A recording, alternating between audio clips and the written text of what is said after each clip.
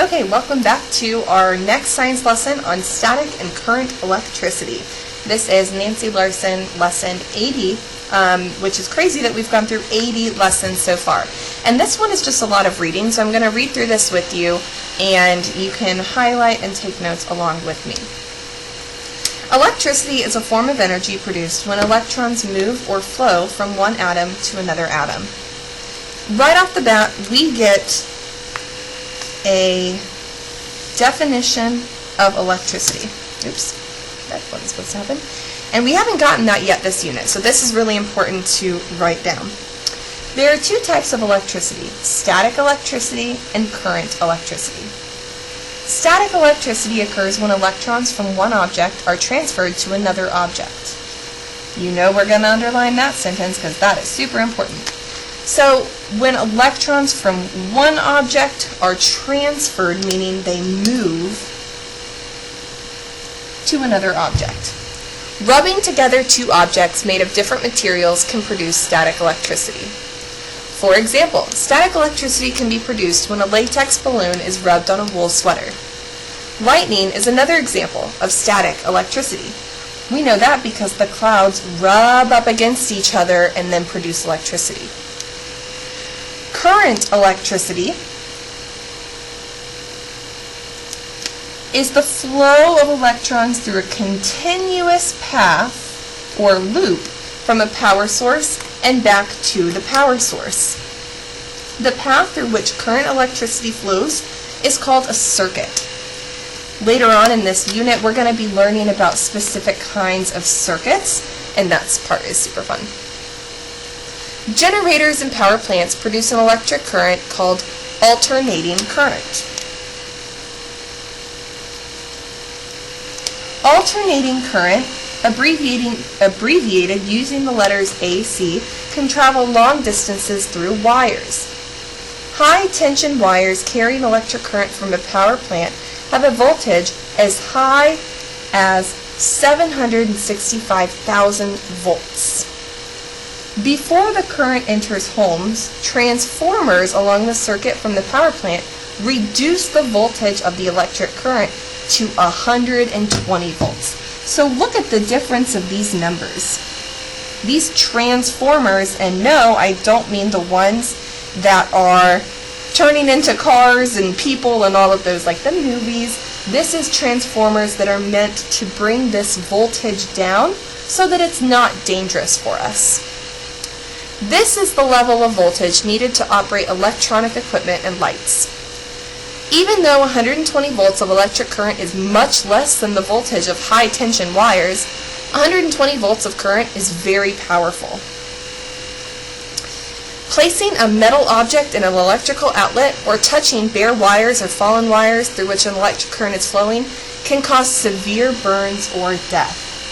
So we only need this amount of volts to operate things in our homes. But if we were to touch this, that's super, super, super dangerous.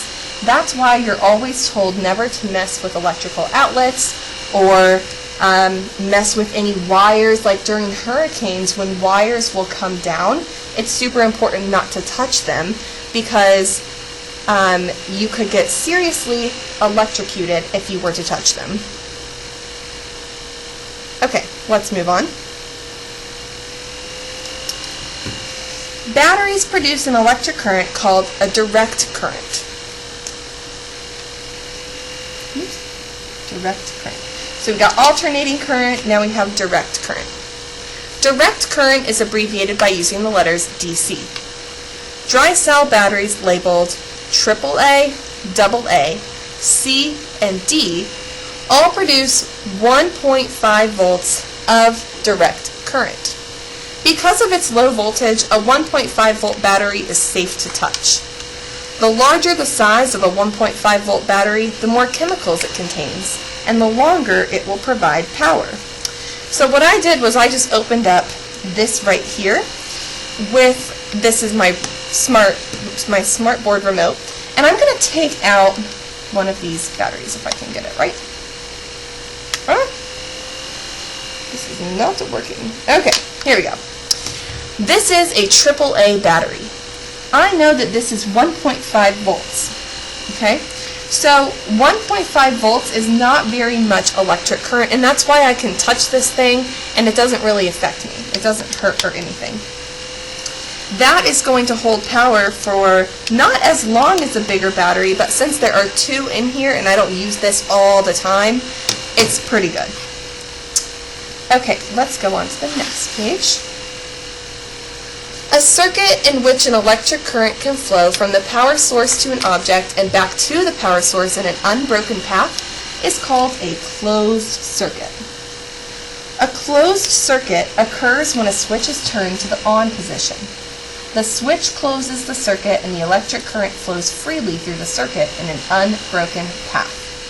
So I'm going to underline this last sentence here because this is what really means what a closed circuit is.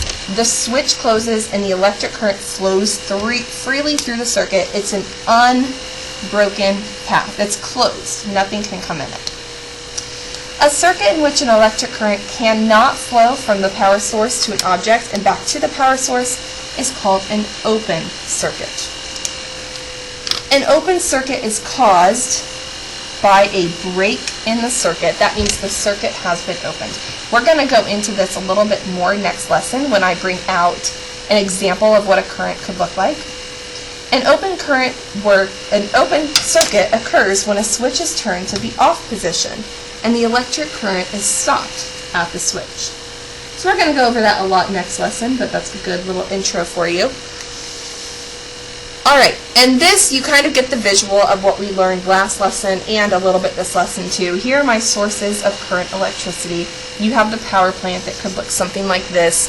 You have the dry cell batteries. Here's my example. I think I used this one down here that I showed you. These are batteries that would go maybe inside a car key or inside a cell phone, something like that. And a wet cell battery is going to be much larger. That's to operate cars and trucks and things of that nature. Okay, so next lesson, let's go ahead and flip the page so we can see.